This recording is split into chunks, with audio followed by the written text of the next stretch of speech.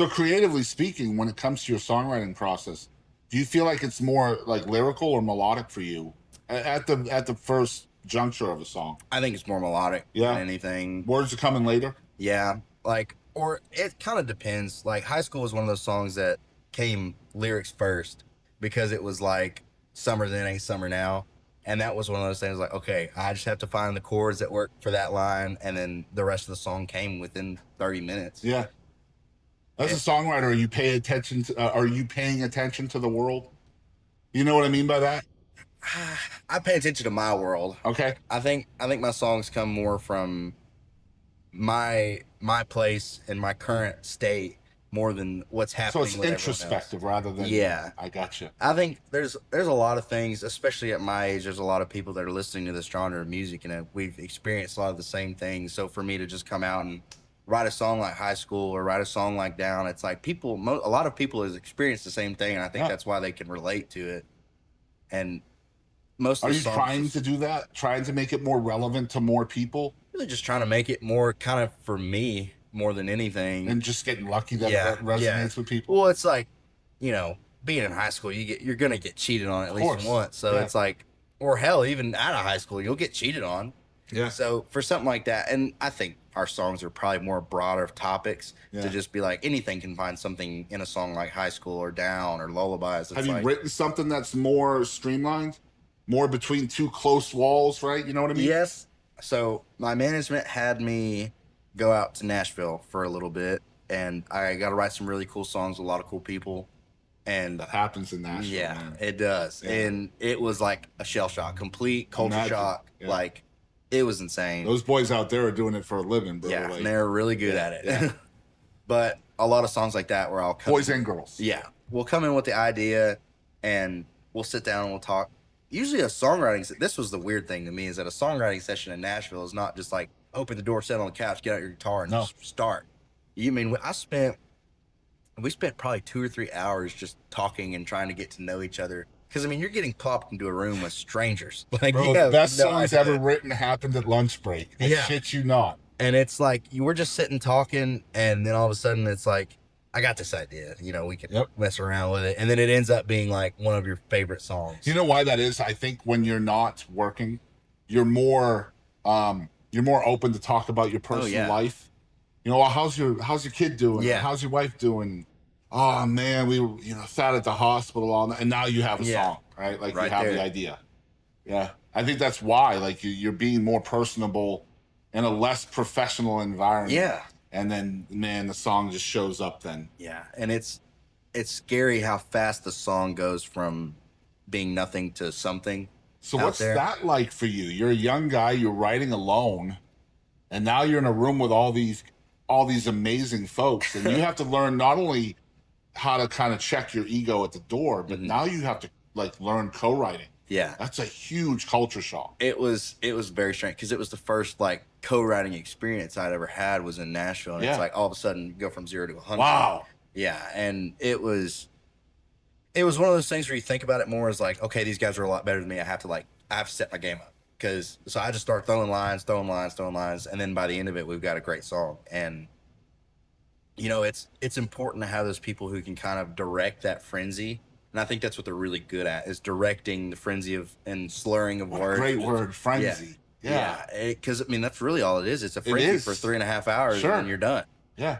And then you go home and you have to, it's almost like taking a dirty bath, right? Yeah. Like, you feel so dirty because you feel like you've worked, right? Yeah. It's like really just... A shower's so important, man. You actually feel dirty and you just didn't do anything but write a song, you feel, right? And it's so crazy to go out to Nashville, and it's like they send you the address, and it's just some dude's house. And there's like, you walk upstairs, and it's like a pro grade studio, and you're like, oh, we're walk around back, right? Yeah. It's like, can I get a glass of water? It's like, and it's like his wife brings it in, and you're like, oh shit, okay. Yeah. That's how it is, and that's dope, man. That's a cool environment to learn, because that's gonna help you out. Oh yeah, as an artist. Just learning other people's perspectives, especially people that have been doing it for a long time. Yeah. That conveyor belt type atmosphere in Nashville. It sucks calling it that, but it truly is kind of like that. Here's a good question for you. We talked about you starting locally, and the way it typically works for an artist, hopefully, if it goes well, So you're a local artist. Yeah. Then you're a regional artist. Mhm. Then you're a national artist. And if you're super lucky, you end up global. Yeah. Right? You are now at the point where you're nationally touring, you're opening for national acts and stuff. You're getting known outside the region, which I call the region Texas. Yeah. Right? So talk about kind of the passion level, right? From going from one to the next. Because it's crazy. It can happen fast. It has happened fast for you. Yeah. How do you keep the passion directed straight ahead, right? Because you can get lost in these different steps. Plus, you're a full band, so you have other people that have to kind of have the same dream as well. So talk about that struggle as well. It's almost like a quarterback mentality where, you know, if you're a quarterback of a team and, you know, you feel yourself losing steam on the field, it's like you just have to gather the guys in a circle and be like, all right, let's go. Like, it's time. We got to go. We got to keep going. And it's gotten to the point now where it's like we're not big enough to be there, but we're big enough to where, like, we can't stop.